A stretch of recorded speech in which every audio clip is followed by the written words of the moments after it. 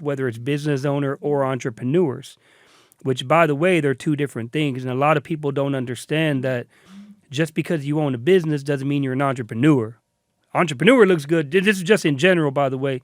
Entrepreneur sounds good on Insta or looks good on your Instagram bio for anybody, right? But break it down into these three, okay? All of y'all listening, pay attention like really hard on this because I'm sure you fall into one of these categories. And the problem is you're in one category trying to be in another one or trying to do all three. So you've got the technician, right? The person that, let's say, for example, like your situation, you know how to work the cameras, you know how to do this, you know how to do that. You are a technician, okay? You know the technical aspect of the job, right? But also there has to be a manager, somebody managing the productions, somebody managing the day-to-day, somebody managing the crew, for example, whenever a production is taking place, whatever it is. And then, of course, the next one would be the entrepreneur, right?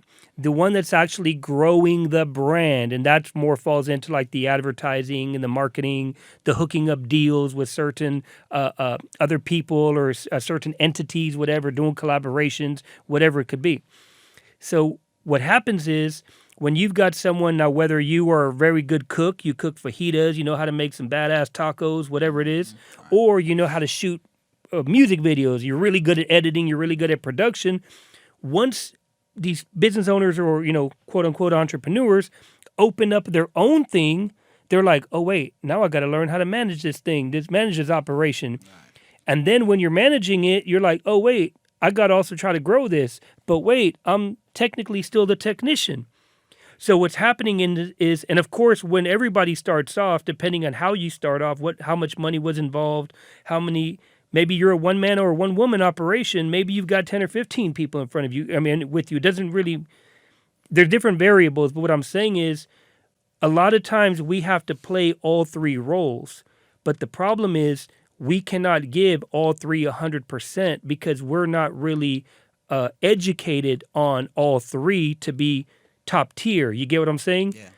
You or somebody else might be really dope on that Final Cut Pro or Adobe or whatever it is, or knows every camera, knows everything.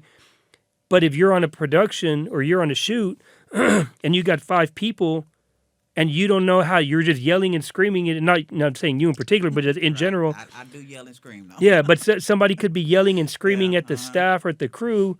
Your whole operation side right there goes downhill because you're trying to be a manager when you're really just a technician.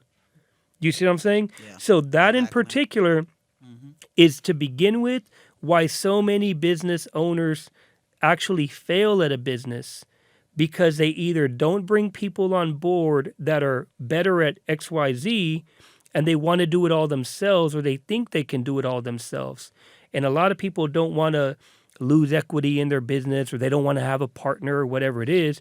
But that partner might be the person that has a better mouthpiece that can get you in the door better somewhere else. Or that partner can manage and bring people together and put out the ads, the casting calls, or whatever it is, while you handle the technical, the shooting, and the editing, whatever it is. So once you start realizing those three, the technician, the manager, the entrepreneur, start trying to find what your role is and find other people to fill the other roles, and you'll realize it'll take off faster than you thought. And it'll be more organized.